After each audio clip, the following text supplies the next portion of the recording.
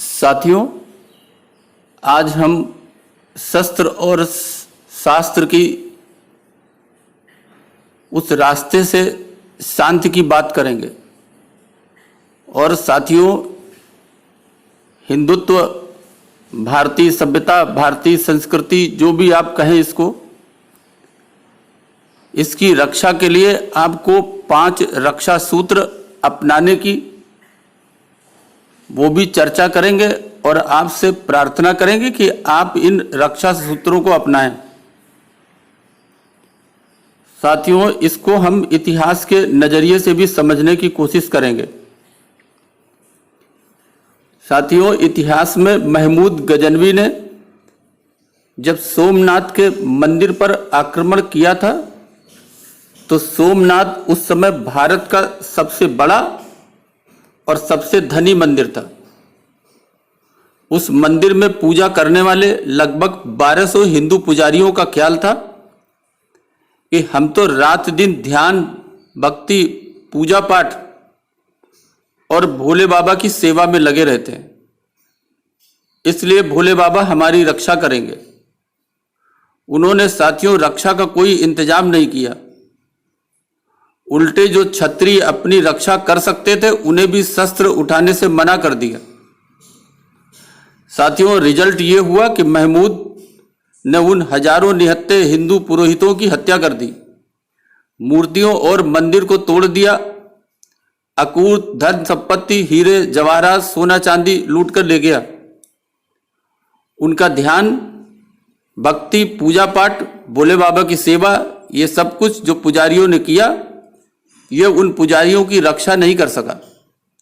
साथियों, यदि इन बातों में इतनी शक्ति होती तो वो दुष्टों का हृदय परिवर्तन कर सकते, और अगर ऐसा होता तो रामचंद्र जी, मर्यादा पुरुषोत्तम राम को भी हमेशा अपने साथ धनुष बाण रखने की जरूरत नहीं होती। साथियों, ध्यान, पूजा पाठ, इन सब की शक्ति से वो राक्षस और रावण का हृदय परिवर्तन कर देते। उन्हें सुर असुर, देवता राक्षस, भाई भाई, गंगा जमनी तहजीब, ये सब कुछ समझा देते, भाईचारा समझा देते और झगड़ा खत्म हो जाता। लेकिन राम भी किसी को समझा न पाए और अंत में राम रावण के युद्ध का फैसला भी इन्हीं अस्त्र और शस्त्र से ही हुआ। साथियों, ध्यान, पूजा पाठ में यदि इतनी शक्ति होती कि वो दूसरों के मन को परिवर्तित कर सकते, तो पूर्णावतार, 16 कलाओं में माहिर भगवान श्री कृष्ण को कंस और जरासंध का वध करने की जरूरत नहीं पड़ती। वो ध्यान और पूजा पाठ से ही उन्हें बदल देते। साथियों, ध्यान, पूजा पाठ में यदि दूसरे के मन को बदलने की शक्ति होती तो महाभारत का युद्ध ही नहीं होता। कृष्ण अपनी ध्यान की शक्ति से, पूजा पाठ से दुर्योधन को बदल देते और युद्ध टल जाता। लेकिन साथियों, उल्टे कृष्ण ने अर्जुन को, जो ध्यान में जाना चाहते थे, उन्हें रोका और उन्हें शस्त्र उठाने के लिए कहा और युद्ध में लगाया। उन्हें कर्म करने के लिए कहा, इसका उपदेश दिया जो श्रीमद् भागवत गीता में उपलब्ध है। साथियों, पिछले लगभग 1200 सालों में भारत में अनेक महर्षि संत हुए। गोरखनाथ से लेकर रैदास और कबीर तक, गुरु नानक से लेकर गुरु गोविंद सिंह तक, इन सब की ध्यान की शक्ति भी जो मुस्लिम आक्रांता थे, जिन्होंने भारत में हमले किए, लूटपाट की, हत्याएं किया, धर्म परिवर्तन कराया, उनको नहीं रोक सके।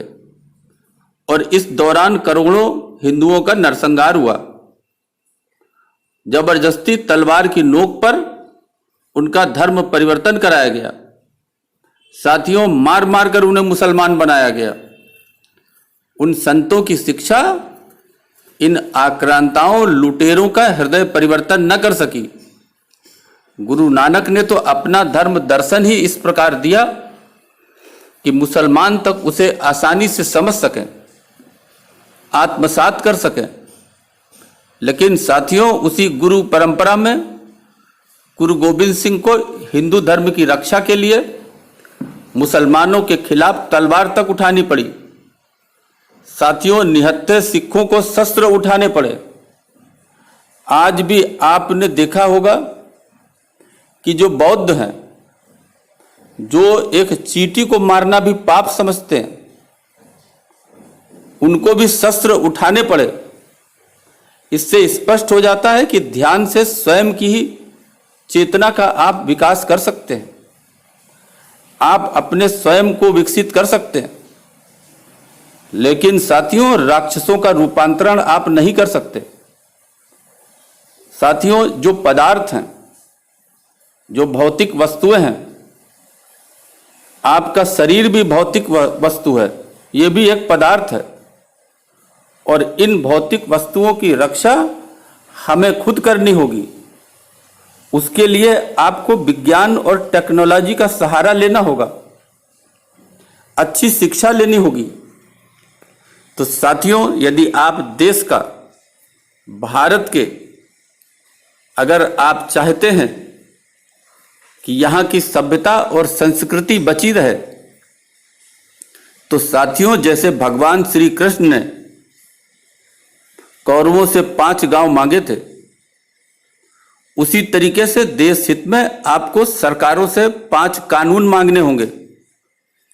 इसको जन आंदोलन बनाना होगा, लोगों तक इसका प्रसार करना होगा। साथियों, पहला है समान शिक्षा, दूसरा है समान नागरिक संहिता, तीसरा है धर्मांतरण नियंत्रण, चौथा है घुसपैठ नियंत्रण और 5वां है जनसंख्या नियंत्रण। साथियों, ये 5 कानून अगर नहीं आए तो पूरी दुनिया और भारत के जो 9 राज्य हैं, इनकी तरह आपका सनातन, आपके भारत की संस्कृति, भारत की सभ्यता पूरी तरह मिट जाएगी और जलजला होगा। जो सभ्यता बचेगी वो अरब की 6ठी शताब्दी की कबीलों की, वहां की सभ्यता का भारत में बोलबाला होगा। इसलिए साथियों, आपको भारत बचाओ आंदोलन करना होगा और ये जो 5 रक्षा सूत्र हैं, इन्हें सरकार से मांगना होगा, उन पर दबाव डालना होगा। साथियों, मेरी प्रार्थना है कि आप इस संदेश को जन जन तक पहुंचाएं, कम से कम 5 लोगों को तो जरूर पहुंचाएं।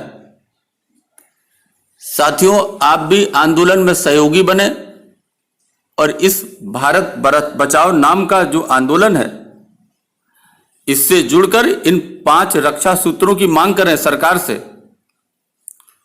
साथियों, हमने भी इस चैनल के माध्यम से अनेक प्लेलिस्ट हैं, easy history, easy health, easy news और भी हैं। इन्हें देखें अपनी मानसिक और शारीरिक हेल्थ के लिए।